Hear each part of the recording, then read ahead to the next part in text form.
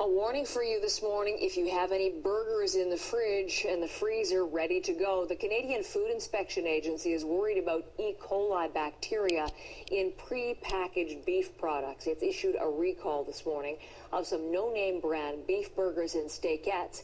They've made at least one person sick. So here are the products in question. The burgers are in a 1.36 kilogram package.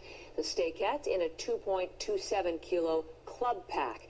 They were sold across the country at Co-op, TGP, and Loblaws owned stores. You can go to inspection.gc.ca for more details on the recall. Now, burgers, of course, are usually made out of a red meat, a favorite choice for grilling by many of us during the barbecue season, but you might not want to start drooling just yet.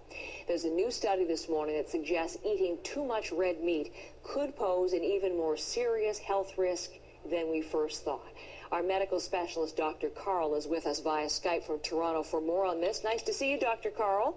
Good morning. Okay, we knew red meat wasn't good for us, too much red meat, but we're learning this morning it really isn't good for us. In fact, even just small amounts can lead to an early death, according to this study. Tell us a little bit more about what the research has found.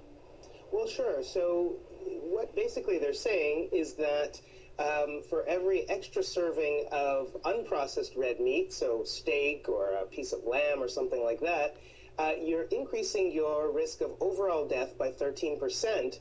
When you go to the processed meats like bacon or cold cuts or sausage, we're talking about a 20% increase for every extra serving of processed red meat.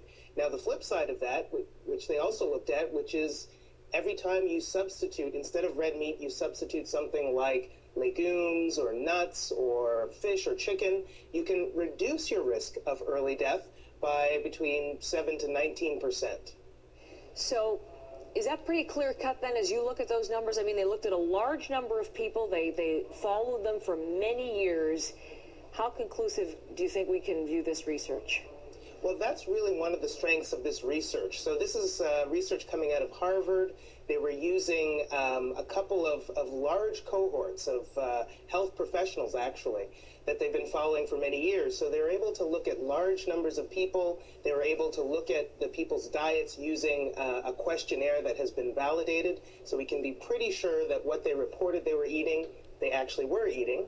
And so, and the other interesting piece about this research is they broke it down by unprocessed and processed meat. And it gives us a sense, as we already sort of knew anyway, that processed meats tend to be more damaging potentially to your heart. And as you said, well, 20% greater risk of death with early death with processed meats, and 13% with unprocessed meats. Now, you happen to be talking to a carnivore, Dr. Carl. I love my burgers. I love my steak. I'm among my favorite of foods, and I know that people watching will be in that same category. So what's a carnivore like me to do? How much meat can I eat? Well, I think the message here is, is moderation. So we, as a society, we probably eat too much red meat if you look at the results of the study, for example. And it's really about balancing your sources of protein. So instead of having meat maybe every night of the week, mix it up, throw in some chicken, some fish, go for a vegetarian meal every now and then where you're having legumes like lentils, for example. That's going to help to offset and sort of balance out the risk. So you can still enjoy your meat, but also get healthy protein from other sources.